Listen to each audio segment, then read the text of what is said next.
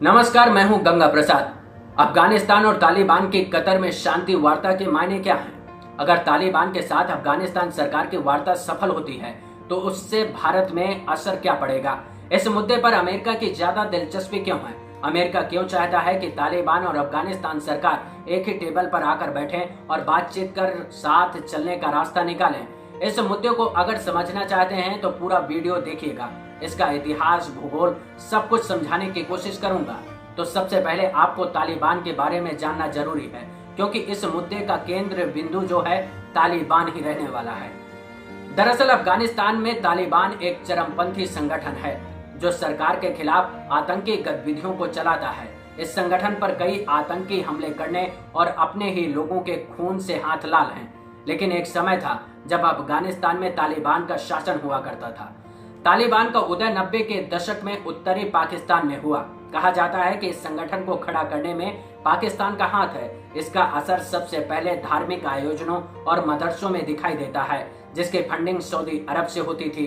दरअसल 80 के दशक के अंत में सोवियत संघ के अफगानिस्तान छोड़ने के बाद कई गुटों में संघर्ष देखने को मिला। इन्हीं संघर्षों के बीच से तालिबान का उदय होता है, जिसका स्वागत अफगान लोगों ने किया। दरअसल तालिबान भ्रष्टाचार, अव्यवस्था और सुरक्षा पर पहले जोर दिया, जो लोगों को अच्छा लगा। इसी लोकप्रियता के दम पर अफगानिस्तान के दक्षिण और पश्चिम में तालिबान ने विस्तार किया। सितंबर 1995 में तालिबान ने ईरान सीमा से लगे हेरात प्रांत पर कब्जा कर लिया। इसके बाद अफगानिस्तान के बुरहानुद्दीन रब्बानी सरकार को सत्ता से हटाकर अफगानिस्तान की राजधानी काबुल पर कब्जा कर लिया। इस तस्वीर से समझिए, 1992 में तालिबान का नामो निशान दिखाई नहीं देता, लेकिन 1996 के बाद तालिबान का तेजी से विस्तार होता है। 1998 में लगभग 90% इलाके में तालिबान का नियंत्रण हो जाता है। 1996 से 2001 तक अफगानिस्तान में तालिबान का राज होता है। लेकिन इस बीच 11 सितंबर 2001 को अमेरिका में अलकायदा ने 3 जगहों पर एक साथ विमानों से हमला किया, जिसमें वर्ल्ड ट्रेड सेंटर, पेंटागन और पेंसिल्वेनिया शामिल है। लेकिन इस हमले का मतलब ये था कि अमेरिका और तालिबान के बीच 29 फरवरी 2001 को कतर की राजधानी दोहा में हुए समझौतों की शर्तों का उल्लंघन हुआ। दरअसल अमेरिका तालिबान के बीच हुए समझौते में एक अहम शर्त यह थी कि आतंकवादी संगठन अलकायदा से तालिबान कोई संबंध नहीं रखेगा। इसकी जांच संयुक्त राष्ट्र सुरक्षा परिषद की स्वतंत्र निरीक्षकों की एक रिपोर्ट ने तालिबान और अलकायदा के बीच के गठजोड़ को सामने ला दिया, और फिर अमेरिका ने अफगानिस्तान पर हमला करके तालिबान को सत्ता से हटा दिया। तब से अब तक करीब 2 दशक का समय गुजर गया। अफगानिस्तान में लगातार हिंसा, आतंकवाद का बोलबाला बढ़ता गया। ये टकराव इसलिए भी ज्यादा रहा क्योंकि बहुत से इलाकों में तालिबान का दबदबा रहा, जो इस्लामिक कानूनों को मान्यता देता है, जबकि अफगानिस्तान सरकार तालिबान कानूनों को मान्यता नहीं देती। ऐसे में मुश्किल ये थी कि दोनों के बीच फंसकर आम जनता मारी जा रही थी। लेकिन अफगानिस्तान और तालिबान के बीच शांति वार्ता से अमेरिका के राष्ट्रपति को अपना चुनावी फायदा होता दिखाई दे रहा है। यही कारण है कि जब अफगानिस्तान में तालिबान के हमले तेज हो गए, तब शांति वार्ता हो रही है।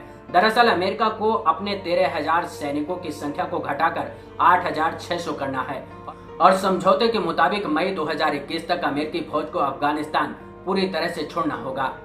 दरअसल अमेरिका में इस साल नवंबर में राष्ट्रपति चुनाव भी होने हैं। ट्रंप अफगानिस्तान से सेना वापस बुलाने का ऐलान बीते चुनाव में कर चुके हैं। ऐसे में अमेरिकी राष्ट्रपति के लिए ये मुद्दा अपने आप में बहुत मायने रखता है, क्योंकि चुनाव में ट्रंप की स्थिति बहुत अच्छी नहीं है, और ये एक ऐसा मुद्दा है जो अमेरिकी चुनाव में ट्रंप को एक बार फिर से चुनावी रण में ला सकता है। क्योंकि अमेरिका की जनता से 2014 में चुनाव के दौरान सैनिकों की वतन वापसी का वादा किया था। यह अमेरिका के लिए सबसे लंबा खिंचने वाला युद्ध है, जो करीब 18 सालों तक खिंचा, और एक आंकड़े के मुताबिक 2014 तक 2,400 से ज्यादा अमेरिकी सैनिकों को खोने और कोई समाधान न निकलने से जनता चाहती है कि यह सब बंद होना चाहिए और अपने सैनिकों की वतन वापसी होनी चाहिए। ऐसा भी नहीं है कि सिर्फ एक पक्ष को नुकसान हुआ है। इस युद्ध में तालिबान और अमेरिका दोनों को भारी कीमत चुकानी पड़ी है। यही कारण है कि अब दोनों पक्ष राजनीतिक सुलह और हिंसा के दशकों लंबे दौर का अंत चाहते हैं, जो साल 1979 में सोवियत आक्रमण के साथ शुरू हुआ, क्योंकि इन 2 दशकों की हिंसा में हजारों लोगों के जीवन तबाह हो गए। माना जाता है कि अफगानिस्तान तालिबान शांति वार्ता में भारत की खासी दिलचस्पी है। इस वार्ता में भारत के विदेश मंत्री एस जयशंकर भी ऑनलाइन जुड़े, क्योंकि भारत चाहता है कि दोनों के बीच सुलह हो और आगे का रास्ता निकले। लेकिन भारत की चिंता ये है कि अगर अफगानिस्तान में तालिबान मजबूत होता है तो उसकी योजनाओं को नुकसान पहुंच सकता है। तालिबान जरूरी नहीं है कि भारत और अफगानिस्तान सरकार के साथ हुए समझौतों को आगे बढ़ाने का काम करेगा, क्योंकि भारत ने बैंकिंग, सुरक्षा, शिक्षा, सड़क और IT सेक्टर की कंपनियों के अलावा अस्पतालों में निवेश को बढ़ावा दिया है।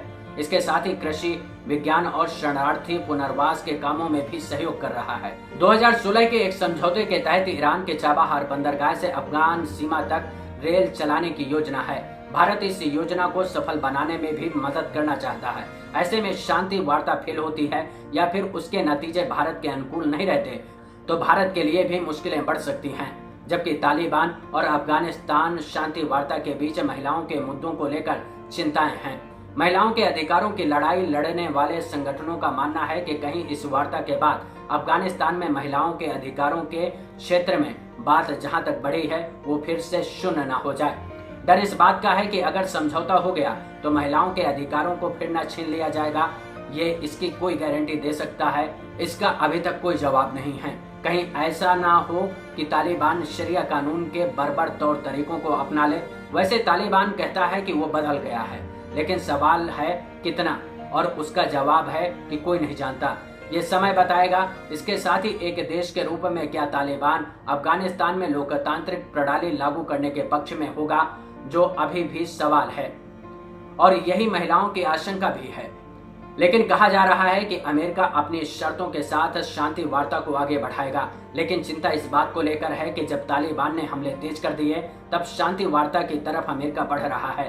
कहीं ऐसा तो नहीं कि अमेरिकी राष्ट्रपति ट्रंप अपने चुनावी फायदे के लिए अफगानिस्तान को मोहरा बना रहे हों और दिखाने के लिए तालिबान के सामने शर्तों का खेल खेला जा रहा हो, यानी कि अलकायदा और दूसरे आतंकी संगठनों से संबंध तोड़ने का वादा तालिबान को निभाना होगा।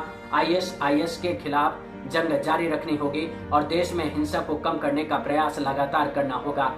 क्या तालिबान पर विश्वास किया जा सकता है जब अमेरिका को एक बार धोखा दे चुका है, यानी कि अलकायदा के साथ मिलकर अमेरिका में आतंकी हमले की साजिश रच चुका है और तब तालिबान का शासन था। इसके साथ ही तालिबान शासन के दौरान अफगानिस्तान में जो अत्याचार हुए, शरिया कानूनों को लागू किया गया, क्या इन सब से अफगानिस्तान की जनता को राहत मिलेगी?